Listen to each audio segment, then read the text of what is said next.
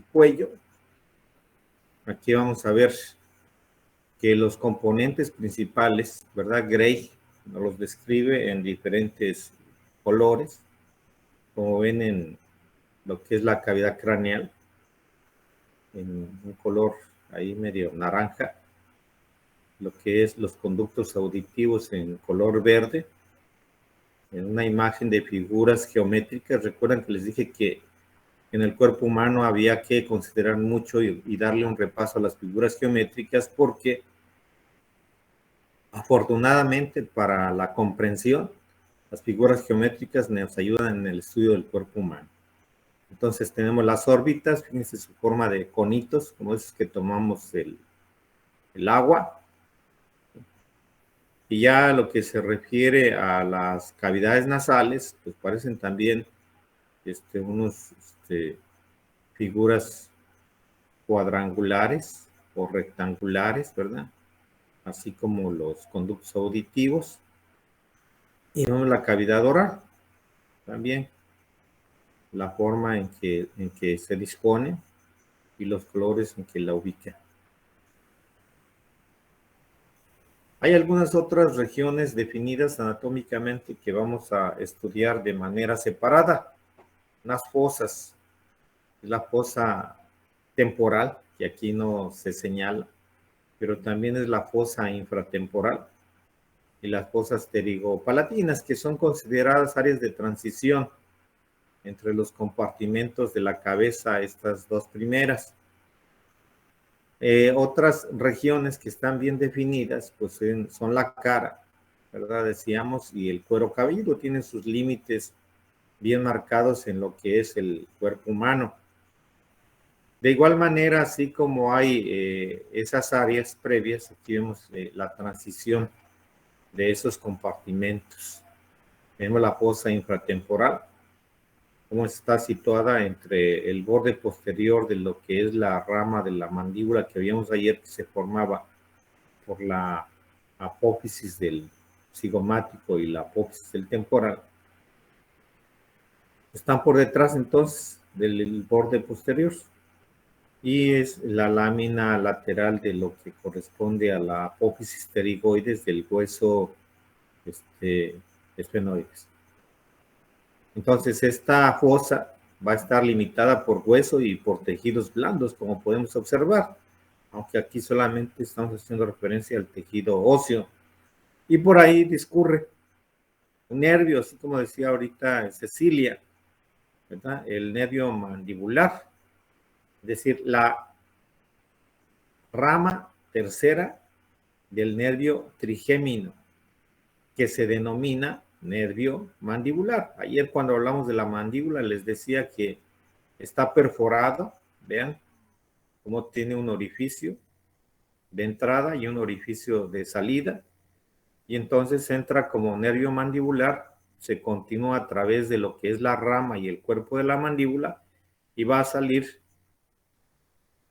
en el mentón como nervio mentoniano.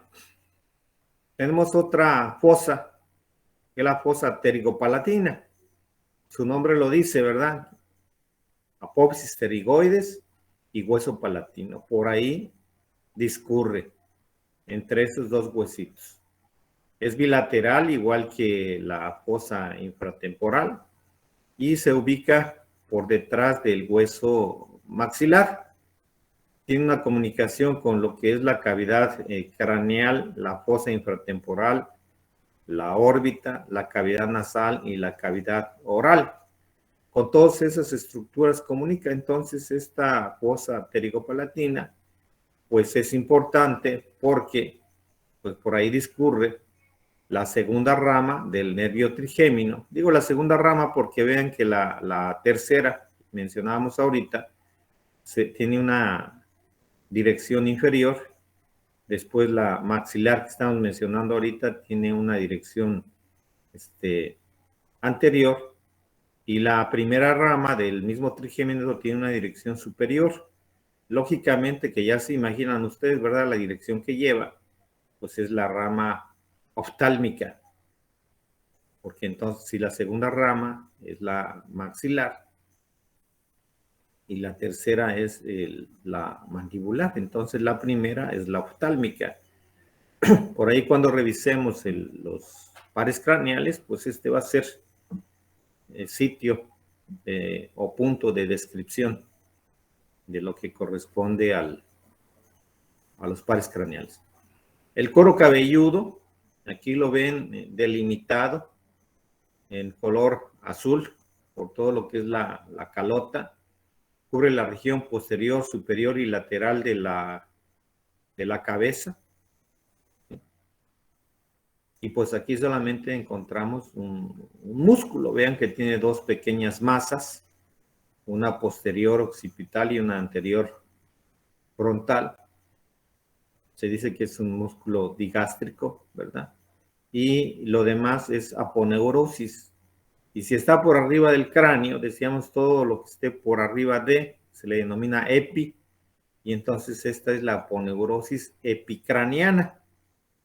En la porción inferior vemos que corresponde a la cara, ¿verdad? Señalada ahí con un color rojo, es la región anterior de la cabeza, anterior y lateral, por supuesto, porque abarca hasta lo que es el margen de las orejas.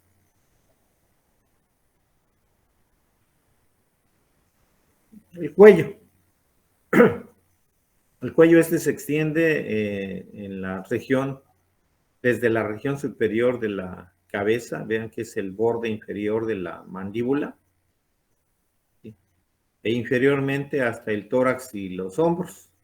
Tenemos entonces su límite superior, que es el borde inferior de la mandíbula, y la parte posterior, los elementos óseos de la región posterior del cráneo. La parte inferior, pues, es el reborde superior de lo que conocemos nosotros ya como el esternón, por toda la superficie superior de la clavícula, llegando hasta el acromio. Y en la parte posterior, pues, hay una línea que se extiende desde el acromion hasta la apófisis espinosa de la vértebra cervical C7. Ese es el límite inferior. Entonces, la base del cuello está formada por el borde inferior del cuello como límite, ¿verdad? En el cuello vamos a encontrar compartimentos también. Son 4 principales. Presenta un collar músculo facial, como pueden, facial, cuando estamos hablando músculo facial es de músculo y por fascias,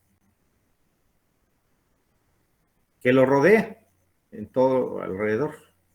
De aquí viene la importancia de considerar cuáles son los planos en que se ubican estos compartimentos ante ciertas lesiones, porque así como ahorita hablaban de la sien, ¿verdad? Como punto letal también a nivel del cuello. Entonces tenemos un compartimento vertebral constituido lógicamente por las vértebras cervicales y los músculos posturales asociados, es decir, que lo envuelven. Hay un compartimento de vísceras, donde encontramos nosotros a la glándula tiroides, a las glándulas paratiroides, a lo que es el timo, que ya mencionábamos el semestre pasado, y algunas estructuras respiratorias y digestivas, como es el esófago y la tráquea. Y un compartimento, más bien 2 compartimentos laterales, que se ubican entre el compartimento vertebral y el compartimento visceral, lateralmente a ellos, que son los vasculares, donde encontramos paquete neurovascular, ¿verdad? Arterias, venas y, por supuesto, los nervios vagos, otro par craneal.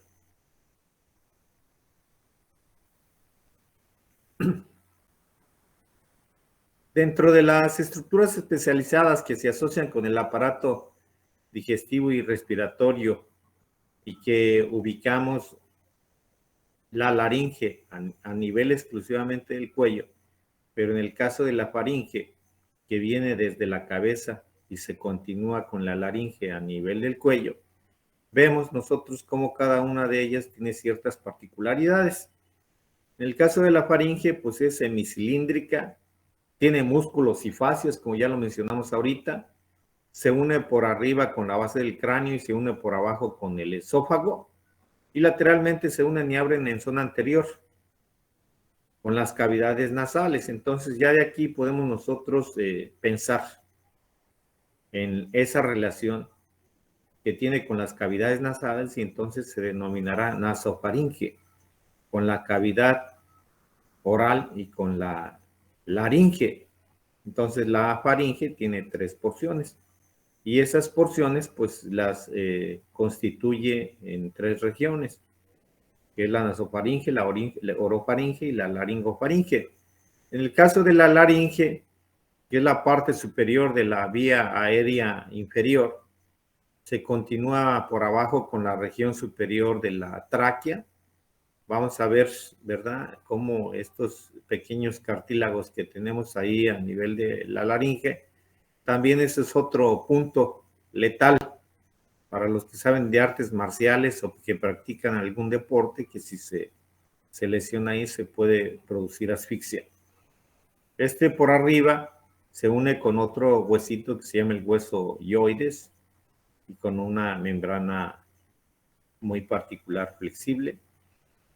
Su soporte de la laringe está dado por algunos cartílagos, también son muchos cartílagos que vamos a revisar. Presenta un conducto central hueco y ahí es donde vamos a encontrar nosotros en nuestra laringe las cuerdas vocales, es decir, aquellas que nos permiten generar la palabra o los sonidos.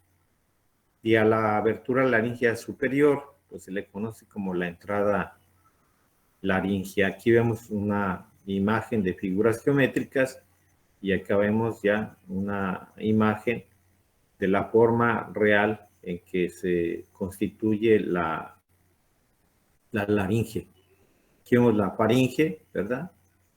La nasofaringe, la orofaringe y la laringofaringe, que nos lo diferencian en colores, pero vean que en la parte posterior pues vemos músculos, una serie de músculos, es decir, 3 músculos constrictores que vamos a encontrar aquí, que en la parte posterior constituyen a la faringe, la laringofaringe. Y estos son los cartílagos que vamos a estudiar, estos pequeños cordones que observamos aquí, pues, es lo que constituyen las cuerdas vocales.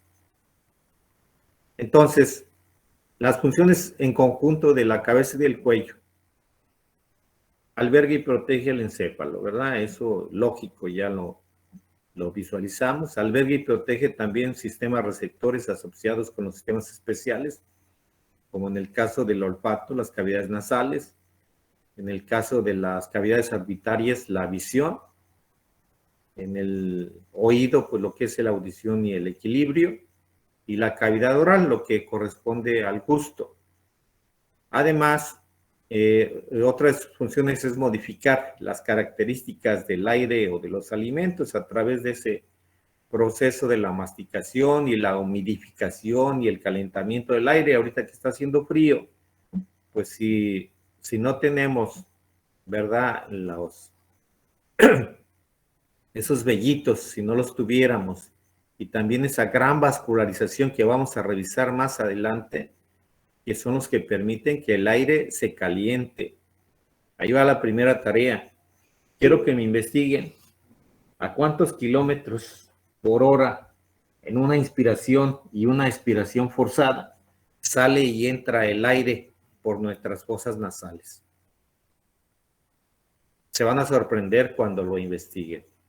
Entonces, la cavidad oral y la cavidad nasal permiten esa particularidad del calentamiento del aire o de los alimentos. Fíjense que estamos hablando de cavidad nasal, por eso, entonces, ¿por dónde debemos respirar para que el aire se caliente ahorita en tiempos de frío? Pues exclusivamente por nariz, porque es el que calienta el aire, ahí se calienta. Por vía oral no se calienta. Y entonces la gente que respira por la boca, pues es la que sufre de faringitis o laringitis, o tiene problemas de tipo respiratorio, a lo mejor por ahí inicia una gripe, porque está respirando aire helado. sin realizar el proceso que debe de tener. Entonces, otra de las funciones es la comunicación, los sonidos producidos en la laringe, que son modificados por la caja de resonancia, que también es la faringe, pero también la boca es caja de resonancia, ¿verdad? Muchos, a lo mejor, sobre todo las mujeres, se preguntarán por qué Luis Miguel, teniendo tanto dinero, nunca se arregló sus dientes. Pues porque seguramente por ahí le recomendaron que no se los arreglara, porque iba a perder esa particularidad de la voz que enamora a mujeres y uno que otro hombre, ¿verdad? En relación a la particularidad que tiene la cavidad oral junto con los dientes como caja de resonancia para la expresión de la voz. Entonces, los músculos de la expresión facial también transmiten señales no verbales, ¿verdad? Alguien si levanta una ceja o cierra un ojo o mueve la boca para un lado o frunce la frente, pues ya con eso nos están mandando señales de comunicación de la expresión facial. Está enojado, está alegre, está triste o está encaboronado, como dicen, ¿no? Posición de la cabeza. Al sujetar el cuello, la cabeza permite situar los sistemas sensoriales en relación con los estímulos medioambientales, sin necesidad de mover todo el cuerpo. También otras funciones es que conectan la porción superior e inferior del aparato respiratorio y digestivo. Ya hablamos ahorita de la tráquea y del esófago, entonces de lo que es la faringe y la laringe. Y esa comunicación pues se da a través de la cavidad nasal y oral, de la laringe y la faringe y de la tráquea y el esófago. Componentes, ayer miramos esta imagen de los huesos de la cabeza que en conjunto forman el cráneo, ¿verdad? Esta imagen es muy atractiva como para poder visualizar casi todos los huesos del cráneo. Ya comentaban hoy ustedes y ayer también que los huesos se van a comunicar a través de suturas, que son articulaciones, también ayer lo mencionaban, fibrosas, inmóviles. ¿Ya? Y aquí en esta imagen podemos observar las fontanelas. Segunda tarea, en el libro de Gray me van a revisar a qué edad se cierran las fontanelas. No nada más es una fontanela anterior y una posterior, ¿sí? Vamos a tener también dos laterales. Ahorita que mencionaron el terion y el asterion, ahí son las otras dos fontanelas u otros dos espacios, ¿verdad? Pero hay una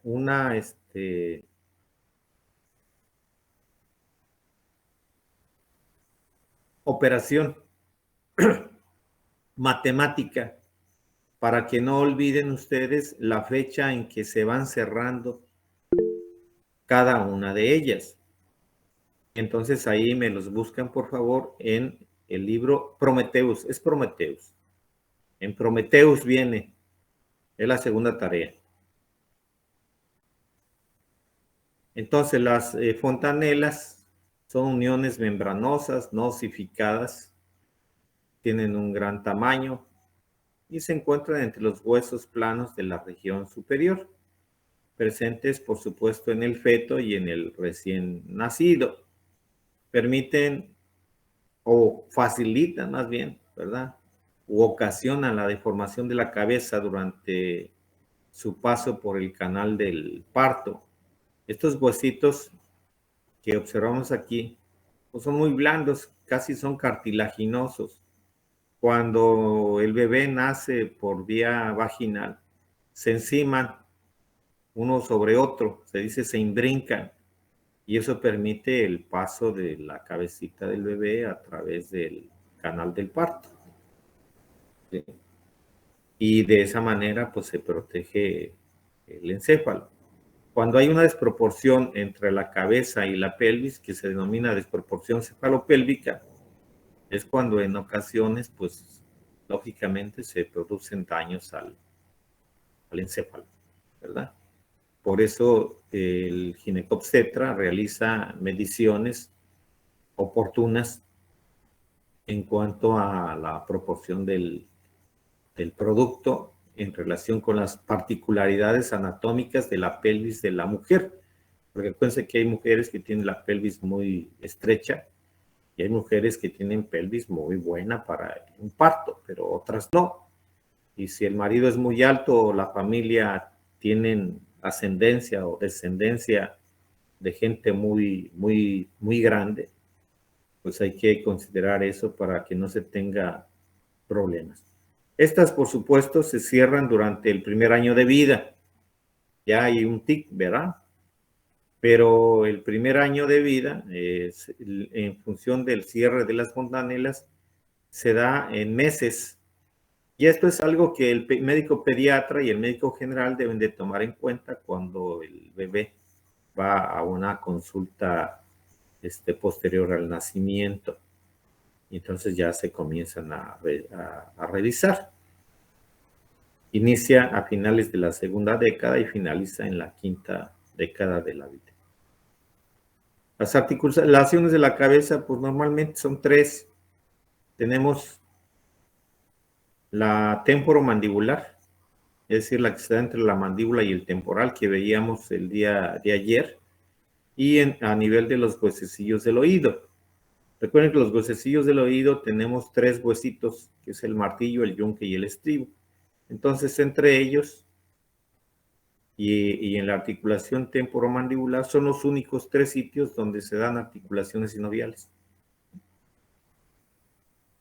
Las vértebras cervicales ya revisadas por todos el semestre pasado, estas componen el armazón de lo que corresponde al cuello. Tienen cuerpos pequeños, ya veíamos, hay apófisis espinosas bífidas, que es una particularidad también propia de ellas, y sus apófisis transversas, que son las únicas, ¿verdad?, que tienen apófisis transversas con un agujero transverso por donde discurre también un paquete neurovascular. Entonces, estos agujeros a cada lado forman un conducto, decíamos, longitudinal, ocupado por arterias y venas vertebrales. La apófisis transversa también se comentó que consta de un tubérculo anterior y otro posterior, donde se dan inserciones de tipo muscular.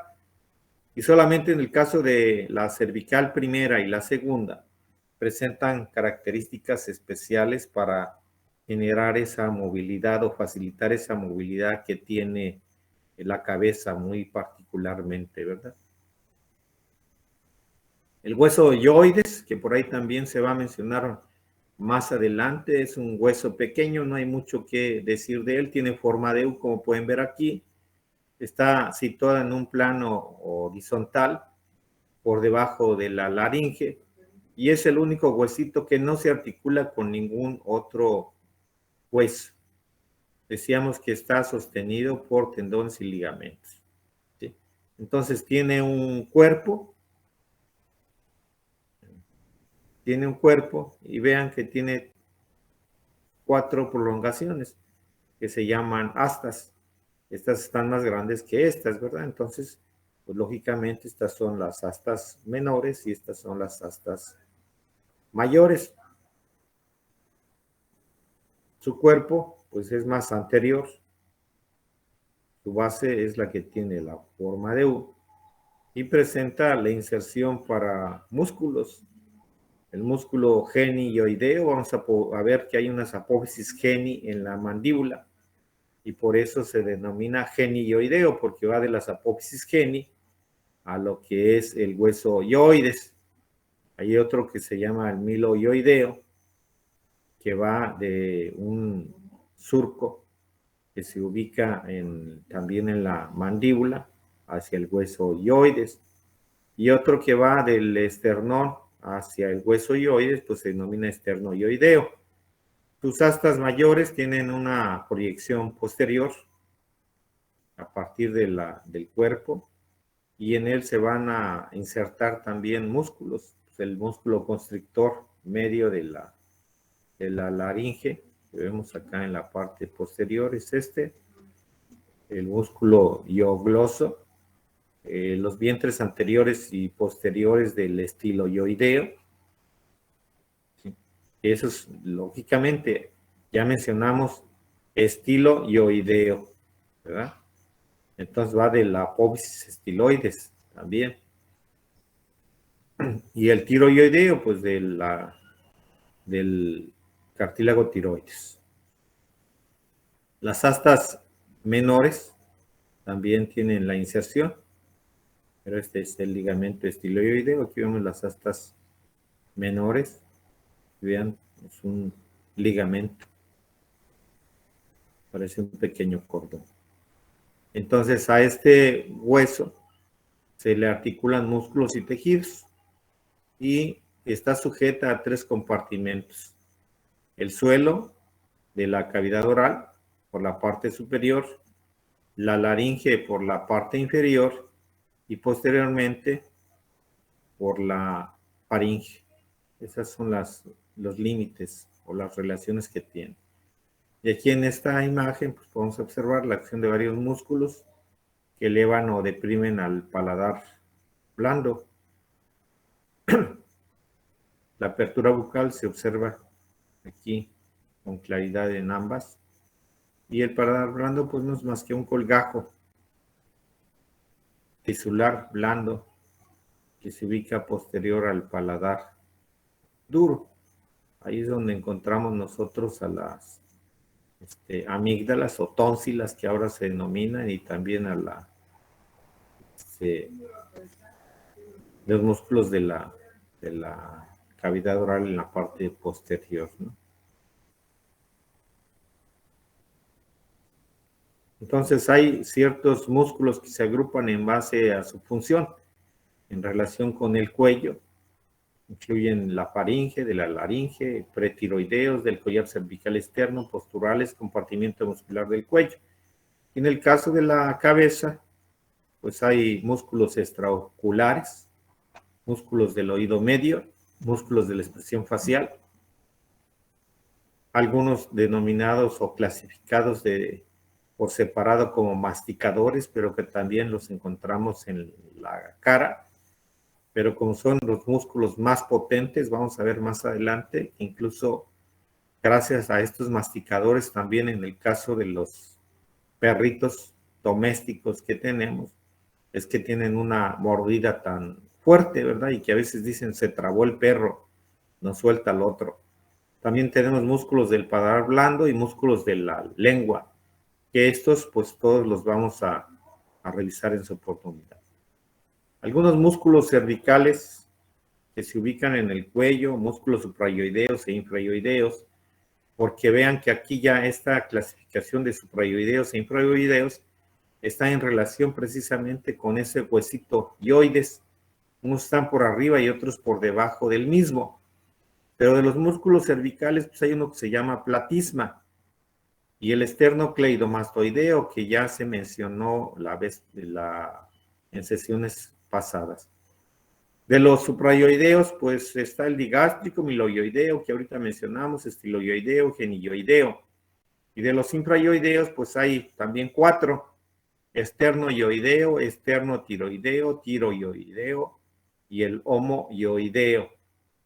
No hay que olvidar a estos músculos porque algunos de ellos también los vamos a tomar como referencia para la delimitación, el estudio de los triángulos del cuello, que tenemos que aprender triángulos del cuello y su contenido por las lesiones que se dan a nivel del cuello.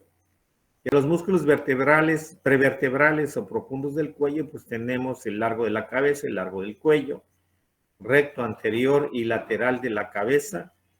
Y vertebrales laterales, pues los escalenos, los 3 escalenos, anterior, medio y posterior, que se mencionaron cuando revisamos por allá lo que corresponde a la primera vértebra, ¿verdad? Si se acuerdan. Sí. Adiós. Ay, te atoras. Ven. Dios. Ya se va a la escuela. Bueno, a la guardería. Músculos de la expresión facial. Y desde aquí ya vemos ¿verdad? El occipito frontal, corrugador de la ceja, orbicular del ojo, prócer nasal, depresor del tabique nasal, orbicular de la boca, elevador del ángulo de la boca, elevador del labio superior, elevador del labio superior y del ala de la nariz, cigomático mayor y menor, depresor del labio inferior, depresor del ángulo de la boca, risorio, bucinador mentoniano y los auriculares. Auriculares porque están alrededor de nuestra oreja anterior, superior y posterior. Estos serían todos los músculos que tendríamos que ubicar. Esto se trata nada más de ubicar. Ya el cirujano plástico, él sí debe de aprendérselos bien en cuanto a origen e inserción, ¿verdad? Por las maniobras que realizará sobre ellos para algunos procedimientos estéticos. La apófisis estiloides es origen de algunos músculos también, como el estiloioideo, el estilogloso, estilofaringio, algunos ligamentos como el estiloioideo y el estilomandibular. Hay una relación con otras regiones. Vemos la abertura superior del tórax, vemos los grandes vasos, los nervios vagos, el plexo braquial, la tráquea, el esófago, por supuesto, y nuestras vértebras, ¿verdad? Y el límite que acabamos de mencionar ahorita, lo que es el esternón, la superficie superior de la clavícula, el acromion y la séptima vértebra cervical, la apófisis espinosa de la séptima vértebra cervical. Algunas otras particularidades, vemos que hay planos transversos a nivel de C3 y C4 o a nivel de C5 y C6, importantes porque demarcan o conforman el límite inferior de la faringe y de la laringe y el límite superior de la tráquea y del esófago. Entonces, estos planos es importante también tenerlos en mente por las lesiones que a veces llegan a un espacio de urgencias los pacientes. Y no olvidar que a nivel de C3 y C4 encontramos también la bifurcación de la arteria carótida. Ahí es donde se separan, ¿verdad? Y dan sus ramas interna y externa correspondientemente, que también vamos a estudiar todas las ramas que ellas generan. La carótida interna, por supuesto, asciende sin emitir ramas, irriga el encéfalo, el ojo y la órbita.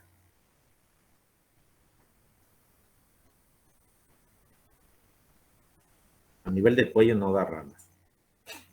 Entonces aquí vemos la vía aérea, la laringe y lo que corresponde a la tráquea. Ya vimos en otros cortes que son anteriores al esófago. Y aquí es importante considerar el sitio donde se lleva a cabo la cricotirotomía a través del ligamento cricotiroideo o también la traqueotomía o traqueostomía. En algunos libros se hace referencia a ello.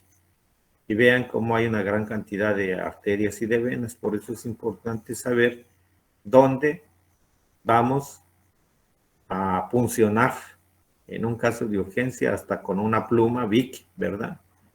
O de la marca que sea, pero tiene un orificio porque con eso se le puede salvar la vida a un paciente. Fíjense que tenemos el cartílago tiroides y el cartílago cricoides, y exactamente en esa separación entre el tiroides y el cricoides, pues no hay vasos y entonces no hay riesgo de lesionar a nadie. Pero por debajo del cartílago cricoides, pues sí tenemos a la glándula tiroides y tenemos abundantes vasos. Y entonces si alguien se equivoca y no delimita bien el espacio que se ubica entre el cricoides y el cartílago cricoides, el tiroides y el cricoides, pues puede lesionar vasos o puede lesionar a la glándula tiroides.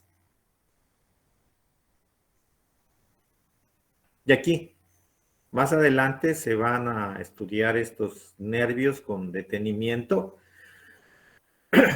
Son 12 los nervios craneales y abandonan la cavidad craneal por agujeros o fisuras del cráneo, como ya lo mencionaba ahorita Cecilia. Pero aquí vamos a encontrar nosotros que son fibras parasimpáticas que abandonan el encéfalo como parte de 4 nervios cervicales a nivel de lo que es la cabeza. Tenemos el tercer par craneal u oculomotor, ¿sí? El nervio facial también, ¿verdad? El nervio glosofaringeo, el nervio vago y las ramas del trigémino. En el caso del vago, pues abandonan cabeza y cuello y discurren de manera directa. Los vemos aquí. Inervan vísceras torácicas y del abdomen, pero sale de nuestro cráneo, ¿verdad? Aquí vemos el facial. Y vean cómo esta comunicación que en su momento vamos a revisar, que guardan unos pares craneales con otros, va a ser importante comprenderlo, porque a veces ahorita a lo mejor ya se pudieran preguntar cómo es que un problema de garganta o de amigdalitis, ¿verdad? De inflamación de la faringe, ya crónico, porque no se dio un tratamiento, les duele hasta el oído. Dice, me duele hasta el oído, doctor. Sí, no me deja oír. Es muy incómodo el dolor de oído. Sí, pero su problema está en la garganta o está en la cavidad oral. Y eso es debido a esta comunicación que tienen unos pares craneales con otros. Vean cómo aquí la rama mandibular del trigémino tiene una comunicación con el facial. Y como el nervio facial también tiene una comunicación con un ganglio que guarda relación con la rama segunda del nervio trigémino. Ahora, observen cómo este ganglio pterigopalatino también guarda una relación con la primera rama del trigémino, que es la oftálmica. Pero esa ramita del oftálmica, pues también se bifurca y da varias ramas, ¿verdad? Este ganglio pterigopalatino con quien tiene relación, pues es con la glándula lagrimal. Y entonces cuando lloramos, pues también hay otras manifestaciones clínicas a nivel de nuestro sitio donde inerva el nervio trigémino, como el nervio oculomotor, que es el tercer par craneal, también guarda relación acá con lo que corresponde a la movilidad de nuestro ojo, ¿sí? Entonces todo esto con detenimiento lo vamos a ir estudiando. Los nervios craneales entonces son 8 pares de nervios de C1 a C8, los nervios cervicales, perdón. C1 a C7 abandonan el conducto raquídeo por encima de la respectiva vértebra. C8 sale entre las vértebras C7 y C1 y T1. Son ramos anteriores del nervio de C5 a C8, que junto a un componente del ramo anterior de T1 forman el plexo braquial. Ya se mencionó el semestre pasado que inervan el miembro superior. Y ya también se mencionó en parte el semestre pasado que las ramas anteriores de C1 a C4 forman el plexo cervical. Pero este semestre vamos a estudiar muy bien a quienes inervan. Aquí vemos a los músculos pretiroideos, músculos del diafragma frénico también, la piel de la región anterior y lateral del cuello, la piel de la pared torácica anterosuperior y la piel de las zonas inferiores de la cabeza. Y también aquí vemos esa distribución a través de lo que conocemos nosotros ya como los dermatomas.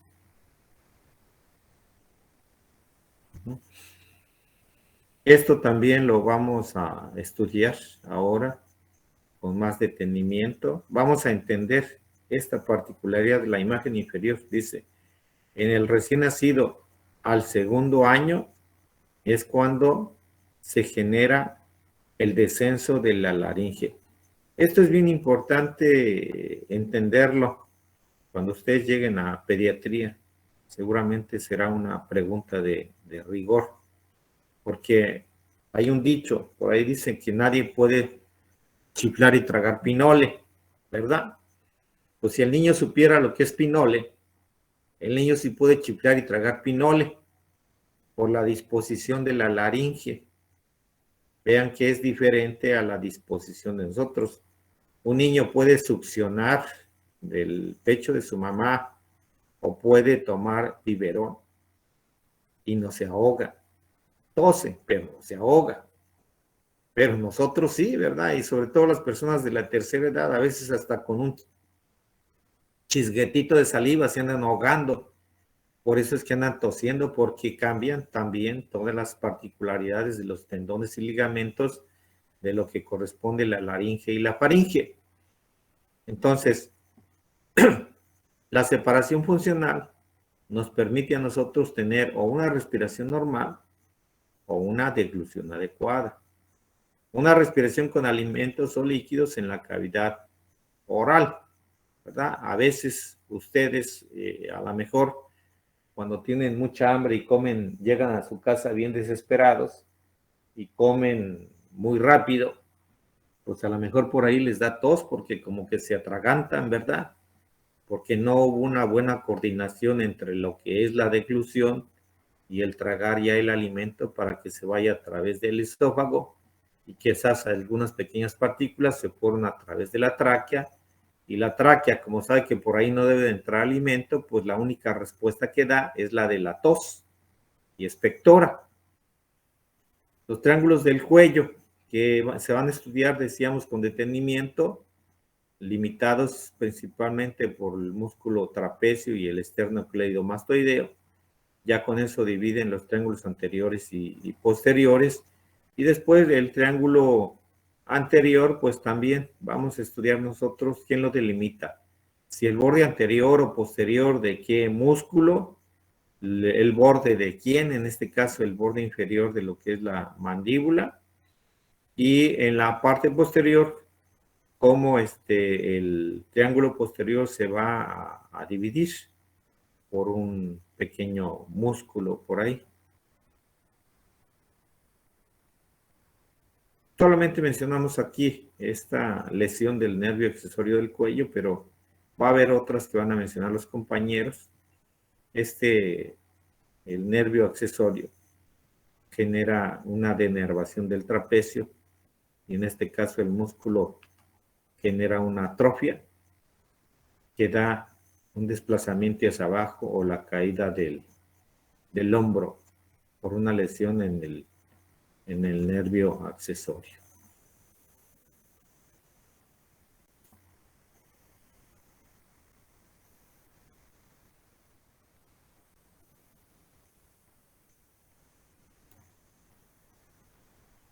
Bueno, entonces esas son generalidades también. Con esas generalidades, con el archivo de ayer y con los que revisamos mañana, vamos a tener muchos elementos. Mañana vamos a revisar las suturas y vamos a revisar los huesos de la cara, es decir, viscerocráneo, porque ya el neurocráneo está más sencillo. Nada más es con que identifiquen esos huesos, pero los que tienen un poquito más de particularidad son los del viscerocráneo. Entonces son menos diapositivas para el día de mañana. Todavía tenemos el martes y entre lunes y martes vamos a avanzar lo más que se pueda. ¿Sí? Ahorita en unos momentos les subo este archivo a la plataforma. Ya entró la ¿Otra persona, Arbet? Hace ratito sí, pero ahora somos 49. Déjenme checo. Sí, ya está la reunión. ¿Quién es? A ver, por ahí levanta. Melissa Castellón, ¿dónde estás? ¿Dónde estás? Prenda su cámara, Melissa. Prendan su cámara. Ya les dije del semestre pasado que este semestre, si no me prenden la cámara, los voy a comenzar a sacar.